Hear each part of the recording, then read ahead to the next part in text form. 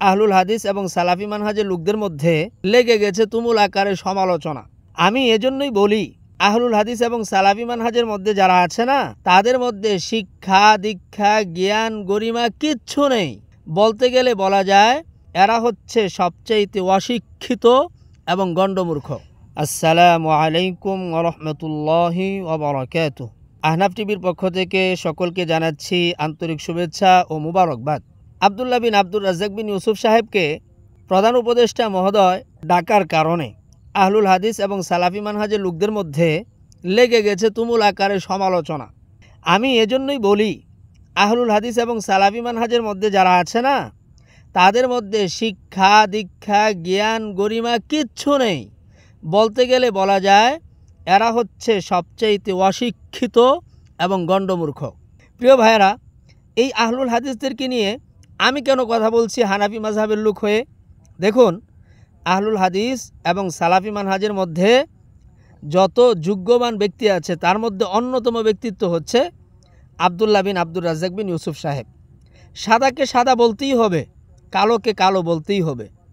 এখন এমন একজন যোগ্য ছেলেকে নিয়ে দাড়ি পাকা জ্ঞানহীন অশিক্ষিত বর্বর লোকেরা সমালোচনা করবে, এটা তো হতে পারে না। তাই আজকের এই ভিডিওটি আব্দুল্লাহ বিন আব্দুর রাজ্জাক বিন ইউসুফ সাহেবের কিছু বিষয় নিয়ে আলোকপাত করব, সেজন্যই শুরু করছি।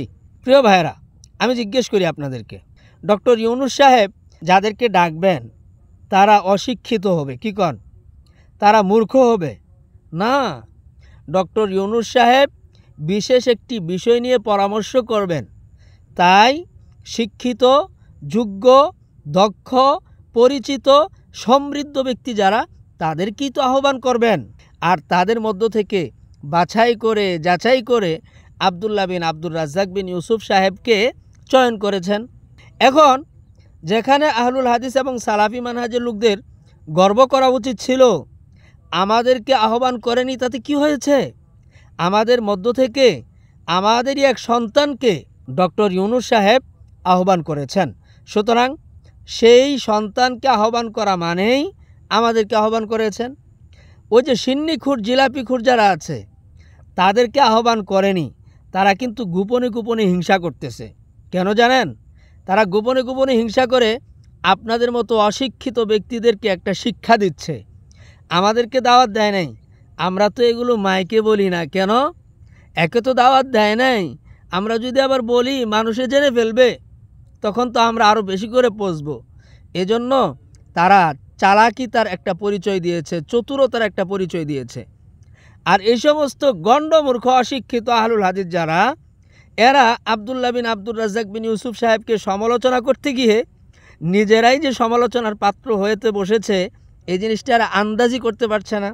প্রশ্ন আসে না, এমন একটা কম বয়সী ছেলেকে কেন দাওয়াত দিলেন, কেন আহ্বান করলেন? মানে হচ্ছে আব্দুল্লাহ বিন আব্দুর রাজ্জাক বিন ইউসুফ সাহেব আহলুল হাদিস এবং সালাফি মানহাজের লোকদের মধ্য থেকে আহলুল হাদিসের নেতৃত্ব দেওয়ার মতো একজন যোগ্য ব্যক্তি, এটা ডক্টর ইউনূস সাহেব মনে করেছেন।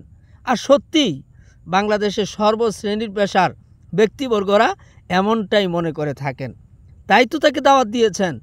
এখন তোমার দাড়ি পেকে গেছে বলে তুমি অশিক্ষিত গণ্ডমূর্খ, তোমাকে দাওয়াত দিবে? অসম্ভব।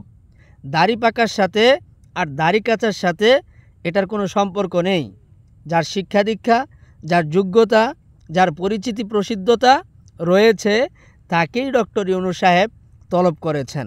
কারণ সেখানে পুতুল খেলা নিয়ে পরামর্শ হবে না, সেখানে রাষ্ট্র নিয়ে, দেশ নিয়ে, সম্প্রীতি নিয়ে, ভালোবাসা ও মোহাব্বত নিয়ে, দেশ গঠন করা নিয়ে, দেশের রক্ষণাবেক্ষণ নিয়ে পরামর্শ হবে।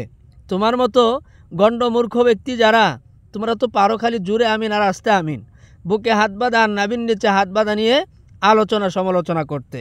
তোমাদের মধ্যে সেই যোগ্যতা আছে দেশকে কিভাবে গুছাবে, সেই যোগ্যতা যেহেতু আব্দুল্লাহ বিন আব্দুর রাজ্জাক বিন ইউসুফ সাহেবের ভিতরে আছে, তাই তাকে তলব করেছেন। তোমার মধ্যে নেই, তাই তোমাকে তলব করেনি। পরিশেষে একটি কথা বলবো, আল্লাহ যাকে উঁচু জায়গায় রাখতে চায়, বান্দাও তাকে উঁচু জায়গায় নিয়ে যায়। আল্লাহ যাকে দাফন করে ফেলে, বান্দা চেষ্টা করেও সেই দাফনকৃত স্থান থেকে উত্তোলন হতে পারে না, নিজেকে উত্তোলন করতে পারে না।